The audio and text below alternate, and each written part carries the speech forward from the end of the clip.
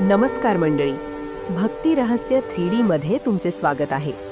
येत्या 1 फेब्रुवारी 2026ला एक अद्भुत योग जुळून येत आहे.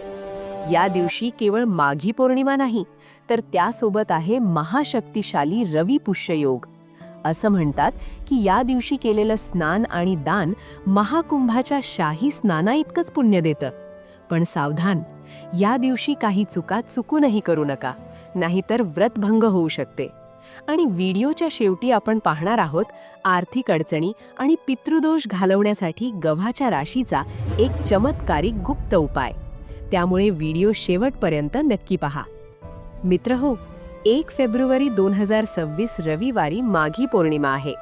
शास्त्रांनुसार याच दिवशी भगवान श्री विष्णूंनी मत्स्य अवतार धारण केला होता. त्यामुळे या दिवशी विष्णूंची पूजा केल्यास जीवनातील सर्व संकटे नष्ट होतात. तसेच रविवार आणि पुष्य नक्षत्र एकत्र आल्यामुळे रवी पुष्य योग तयार झाला आहे, जो सोने खरेदी आणि नवीन कार्यासाठी अत्यंत शुभ मानला जातो. पौर्णिमा तिथी 1 फेब्रुवारीला पहाटे 5:53 सुरू होईल आणि मध्यरात्री 3:39 संपेल. या पवित्र दिवशी तुम्हाला काय करायचे आहे ते नीट ऐका. पहिले म्हणजे स्नान. शक्य असल्यास गंगा स्नान करा. ते शक्य नसल्यास अंघोळीच्या पाण्यात थोडे गंगाजल मिसळून हर हर गंगे म्हणत स्नान करा. दुसरे म्हणजे या दिवशी पिवळे किंवा पांढरे वस्त्र परिधान करणे खूप शुभ असते. तिसरे, सत्यनारायणाची कथा वाचणे किंवा विष्णू सहस्त्रनामाचा पाठ करणे या दिवशी खूप फलदायी ठरते. आणि चौथे, तुमच्या सामर्थ्यानुसार अन्न, वस्त्र, गूळ किंवा तीळ दान करा. आता लक्ष द्या, या दिवशी कोणत्या चुका टाळायच्या आहेत. पहिली चूक, माघी पौर्णिमेला चुकूनही काळ्या रंगाचे कपडे घालू नका. दुसरी चूक, या दिवशी केस किंवा नखे कापू नका. तिसरी चूक, या दिवशी मांस, मदिरा किंवा लसूण कांदा खाणे पूर्णपणे वर्ज करा. आणि सर्वात महत्त्वाचे म्हणजे पौर्णिमेला तुळशीची पाने तोडू नका. पूजेसाठी पाने हवी असतील तर ती 1 दिवस आधीच तोडून ठेवा. आता वेळ आहे आपल्या विशेष उपायाची.